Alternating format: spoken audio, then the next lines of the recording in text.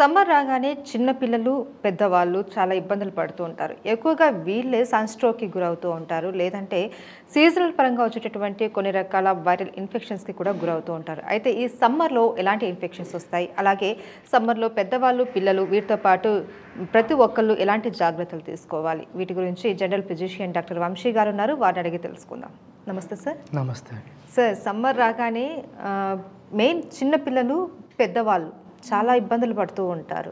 Dehydration అయిపోవడం కానీ, sun stroke అవ్వడం కానీ, ఇట్లా చాలా రకాల ప్రాబ్లమ్స్ వస్తూ ఉంటాయి. అంటే మీకు తెలిసి ఈ సమ్మర్‌లో ఎలాంటి హెల్త్ ఇష్యూస్ వచ్చే అవకాశాలు ఉంటాయి ఎక్కువగా?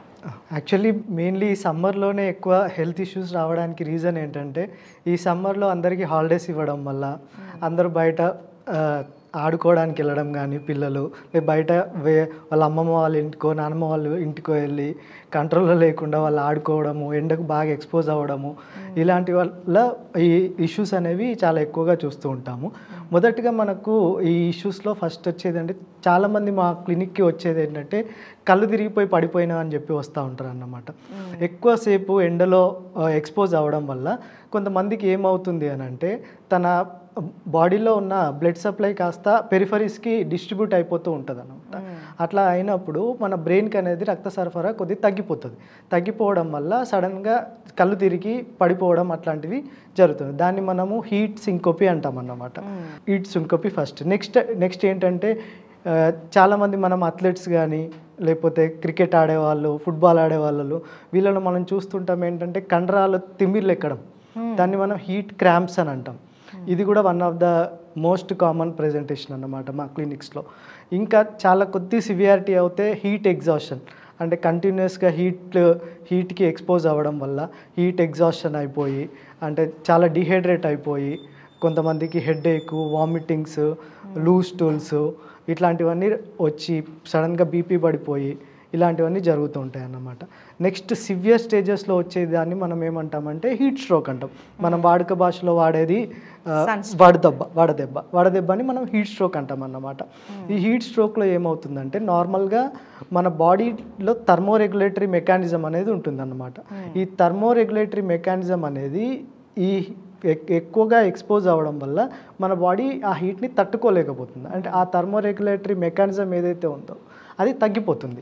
తగ్గిపోవడం వల్ల ఏమవుతుందంటే మన బాడీలో ఉన్న కోర్ బాడీ టెంపరేచర్ అది నార్మల్గా 104 కన్నా ఎక్కువ అయిపోయి ఈ టెంపరేచర్ ఎఫెక్ట్ ఎక్కువ అవడం వల్ల తలకి సిఎన్ఎస్ ఇన్వాల్వ్మెంట్ అంటాం, తలకి బ్రెయిన్కి ఇబ్బంది అయిపోయి కొద్దిగా కళ్ళు తిరగడము, తర్వాత ఆల్టర్డ్ సెన్సోరియం అంటాం, అంటే సరిగ్గా అందరినీ గుర్తుపట్టలేకపోవడము, సరిగ్గా నిల్చోలేకపోవడము, బాడీ టెంపరేచర్ చాలా ఎక్కువ 104 కన్నా ఎక్కువ అయిపోవడము, హెడేక్, బాడీ పెయిన్స్, ఇలాంటి సివియర్గా డిహైడ్రేట్ అవ్వడం, రికరెంట్గా వామిటింగ్స్ అవ్వడము, మోషన్స్ అవ్వడము, యూరిన్ తక్కువ అయిపోవడము, యూరిన్ చిక్కగా రావడము, ఇలాంటివన్నీ చూస్తూ ఉంటాం.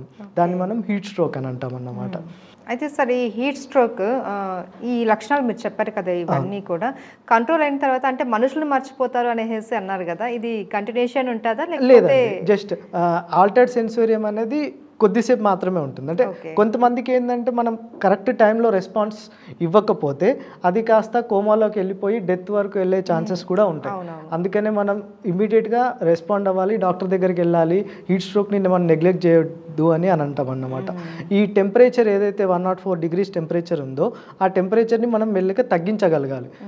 తగ్గియడం అంటే ఎలాగంటే ఏవైతే థిక్ క్లాత్స్ వేసుకొని ఉన్నాననుకోండి దాన్ని కొద్దిగా స్ట్రిప్ చేసేయడము, దాని తర్వాత బాడీ పైన చల్లటి వాటర్ చల్లడము, తర్వాత ఏసీ రూమ్లో పడుకోబెట్టడము, లేదంటే ఫ్యాన్స్లో పెట్టడం, ఇలాంటివి తడిబట్టతో తుడవడం కూల్, లేదంటే బాడీ పైన ఐస్ ప్యాక్స్ పెట్టడము, ఇలాంటివన్నీ చేస్తే ఏమవుతుందంటే బాడీ టెంపరేచర్ అనేది నార్మల్గా 104 నుంచి మనం ఒక డిగ్రీ 2 డిగ్రీలు తగ్గించుకోగలిగితే తన సెన్సోరియం కూడా మెల్లిమెల్లిగా ఇంప్రూవ్ అయ్యే ఛాన్స్ ఉంటుంది. సో ఇవన్నీ ఫస్ట్ ఎయిడ్ కింద చేయాలి. ఇదన్నీ దాని తర్వాత ఇమీడియట్గా హాస్పిటల్కి వెళ్ళి ఫ్లూయిడ్స్ తీసుకోవడము, ఐవి ఫ్లూయిడ్స్ ఇవన్నీ చేస్తే మనకు బాడీలో ఈ ఎలక్ట్రోలైట్ అబ్నార్మాలిటీస్ కూడా ఉంటాయి. ఈ ఎలక్ట్రోలైట్ అబ్నార్మాలిటీ ఎందుకంటే డిహైడ్రేషన్ వల్ల బాడీలో ఉన్న సోడియం పొటాషియం అన్నీ తగ్గిపోయి అది సోడియం తగ్గడం వల్ల కొంతమందికి బ్రెయిన్ ఎఫెక్ట్ అయిపోయి డ్రౌజినెస్ అంటే ఎక్కువ నిద్రపోవడము, సరిగ్గా గుర్తుపట్టలేకపోవడము, ఇంకా సివియర్ డిహైడ్రేషన్ అయితే కొంతమందికి ఫిట్స్ రావడము, ఇలాంటివన్నీ ఉంటాయి అన్నమాట. ఇవన్నీ మనం ఇంట్లో మేనేజ్ చేసుకోలేం కాబట్టి ఇమీడియట్గా మనం హాస్పిటల్కి వచ్చి దాని తగ్గట్టు సరిగ్గా ట్రీట్మెంట్ తీసుకుంటే వీటిని మనం నివారించవచ్చు.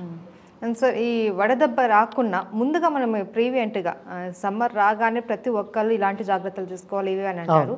యాజ్ ఎ డాక్టర్గా మీరు ఎలాంటి ప్రీవెంట్ చెప్తారు మీరు జాగ్రత్తలు? ఓకే, ఇనిషియల్గా అండి ఫస్ట్ ఇప్పుడు సమ్మర్ మెల్లిమెల్లిగా ఇప్పుడు ఈ సీజన్ పెరిగినా కొద్దీ ఎండలు అనేవి చాలా ఎక్కువ అవుతాయి.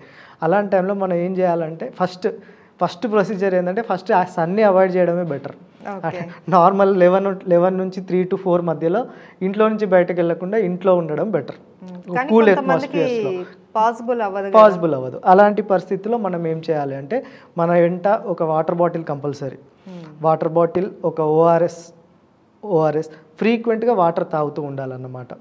దాని తర్వాత బయటికి వెళ్ళినప్పుడు ఈ సన్ స్క్రీన్ లోషన్స్ అనేవి ఉంటాయి.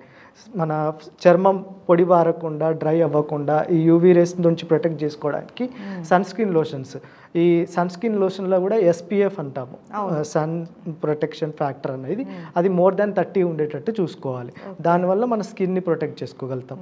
మళ్ళీ బయటకు వెళ్ళినప్పుడు coloured glasses to protect ice from UV rays, లేదు అనంటే క్యాప్స్, లేదు అనంటే గొడుగు యూజ్ చేయడము, ఇలాంటివన్నీ చేసుకుంటే మనకేంటంటే సమ్మర్లో దీని బారిన పడకుండా ఉంటాం. మెయిన్ ప్రాబ్లం ఏంటంటే ఫ్రీక్వెంట్గా వాటర్ తాగాలి. ఇంకోటి ఏంటంటే మన ఫుడ్ హ్యాబిట్స్లో కొన్ని చేంజెస్ చేసుకోవాల్సి ఉంటుందండి. హై ప్రోటీన్ డైట్ అనేది ఎక్కువ ఒకేసారి తీసుకోవడం వల్ల డిహైడ్రేట్ అయ్యే ఛాన్స్ ఉంటుంది. కాబట్టి ఫ్రీక్వెంట్గా ఎక్కువసార్లు తీసుకోవడం. మళ్ళీ కొంతమంది ఏంటంటే బయట టీ తాగే అలవాటు, కాఫీ తాగే అలవాటు, అవన్నీ ఈ సమ్మర్లో కొద్దిగా అవాయిడ్ చేయాలి. ఎందుకంటే దానివల్ల సివియర్ డిహైడ్రేషన్ అయిపోయే ఛాన్స్ ఉంటుంది. కొంతమంది ఆల్కహాల్ కూడా డిహైడ్రేషన్కి దారితీస్తుంది అన్నమాట. ఈ ఆల్కహాల్ని కూడా తగ్గించుకోవాలి. ఇంకోటి ఏంటంటే మనం బయట చల్లబడ్డానికి ఎండలో వెళ్తే రోడ్ మీద కనిపించే జ్యూసెస్ కానీ, షుగర్ కేన్ జ్యూస్ కానీ, పళ్ళ రసాలన్నీ తీసుకుంటుంటాం. నార్మల్గా తీసుకోవడం ఓకే, కాకపోతే దాంట్లో ఐస్ అది అంటే ఎక్కడి నుంచి తీసుకొస్తున్నారు, ఎక్కడ పెడుతున్నారు, ఎంత జాగ్రత్త పాటించారు అనేది మనకు తెలియకుండా దాంట్లో ఐస్ వేయడం వల్ల ఏమవుతుందంటే ఈ ఫుడ్ పాయిజనింగ్ అయ్యే ఛాన్స్ కూడా చాలా ఎక్కువ ఉంటుందండి. సమ్మర్లో ఫుడ్ పాయిజనింగ్ చాలా ఫాస్ట్గా అవుతుంది. అట్లా అవడం వల్ల వామిటింగ్స్, కడుపు నొప్పి, loose motions, severe dehydration, BP పడిపోయి మళ్ళీ కిడ్నీ మీద ఎఫెక్ట్ అవ్వడము, కిడ్నీ ఎఫెక్ట్ అయిపోయి యూరిన్ సరిగ్గా రాకపోయిందంటే మళ్ళీ మన ఒకేసారి కిడ్నీ షట్ డౌన్ అయిందనుకోండి, కిడ్నీ షట్ అవుతే మళ్ళీ దాన్ని ఇంప్రూవ్ చేయడానికి 4 to 6 weeks డయాలసిస్ ఏమన్నా అవసరం పడే అవకాశాలు, ఇవన్నీ కాంప్లికేషన్స్ వస్తూ ఉంటాయి అన్నమాట. అండ్ సార్, పెద్దవాళ్ళు ఎక్కువగా ఈ సమ్మర్లో వడదెబ్బకు గురై చనిపోయారు అనేసి వింటూ ఉంటాం. వాళ్ళు ఎలాంటి కేర్ తీసుకోవాలి? పెద్దవాళ్ళు అంటే మరి ఇంట్లోనే ఉంటారు, వాళ్ళు సన్కి ఎక్కువ ఎక్స్పోజ్ అవ్వరు, మరి వాళ్ళకి ఎట్లా వడదెబ్బ వస్తుంది? అదే అండి, మెయిన్గా ఇప్పుడు హీట్ స్ట్రోక్ అనేది 2 రకాలుగా ఉంటుందండి. ఒకటి ఏంటంటే క్లాసికల్ హీట్ స్ట్రోక్, ఇంకోటి ఏంటంటే ఎక్సెప్షనల్ హీట్ స్ట్రోక్. ఈ క్లాసికల్ హీట్ స్ట్రోక్ అని అంటే ఏంటంటే ఇలాంటి ఇమ్యూనో కాంప్రమైజ్డ్ ఇండివిజువల్స్, నార్మల్గా బెడ్ పైన ఉండేవాళ్ళు, తర్వాత క్లోజ్డ్ రూమ్స్లో ఉండి సరిగ్గా వెంటిలేషన్ లేకపోవడం వల్ల హీట్ ఎక్కువ తగిలి ఇంట్లో కూల్ వాతావరణం లేకపోవడం వల్ల ఇలాంటి వాళ్ళలో ఆ సన్ స్ట్రోక్ వచ్చే ఛాన్స్ ఉంటుంది. దాన్ని మనం క్లాసికల్ హీట్ స్ట్రోక్ అని అంటాం అన్నమాట. నార్మల్గా ఎక్సెప్షనల్ హీట్ స్ట్రోక్, ఇప్పుడు అథ్లెట్స్ కానీ, మిలిటరీ వాళ్ళు కానీ, వాళ్ళు రెగ్యులర్గా లాంగ్ స్టాండింగ్ అవర్స్ ఎండలోనే పనిచేస్తూ ఉంటారు, ఎండలోనే ఆడుతూ ఉంటారు, వాళ్ళకు వచ్చేదాన్ని మనం ఎక్సెప్షనల్ హీట్ స్ట్రోక్ అని అంటాం అన్నమాట. ఓకే, సో లోపల ఉన్నా కూడా వచ్చే వాతావరణం అది మనకు బయట టెంపరేచర్ రూమ్ టెంపరేచర్ పెరిగిపోవడం, దీనివల్ల ఇలాంటి స్ట్రోక్ వస్తూ ఉంటుంది. రైట్. నార్మల్గా అయితే బాడీ ఏంటంటే అక్లిమేటైజ్ చేసుకుంటుంది. ఇప్పుడు నార్మల్ ఇండివిజువల్స్ ఉన్నాం అంటే చిన్న పిల్లలు కాకుండా, లేకపోతే ఎక్స్ట్రీమ్స్ ఆఫ్ ఏజ్, ఎల్డర్లీ కాకుండా, వాళ్ళు ఏంటంటే అక్లిమేటైజ్ అయిపోతారు అన్నమాట. అక్లిమేటైజ్ అంటే దానికి అలవాటు పడిపోతారు. కొద్ది ఎండ తగిలితే దానికి తట్టుకునే శక్తి ఉంటుంది. ఇప్పుడు ఈ ఎల్డర్లీ పేషెంట్స్ ఎవరైతే ఉన్నారో బెడ్ పైన, లేదంటే చిన్న పిల్లలు, వాళ్ళు ఎక్కువ ఎండకి ఎక్స్పోజ్ అవ్వకపోవడం వల్ల వాళ్ళ బాడీ తట్టుకోలేదన్నమాట. కొద్ది ఎక్కువ ఎండ ఎక్కువైపోయినా కానీ వాళ్ళు తొందరగా ఎఫెక్ట్ అయ్యే ఛాన్స్ ఉంటుంది. Right, okay, thank you so much sir. Thank you.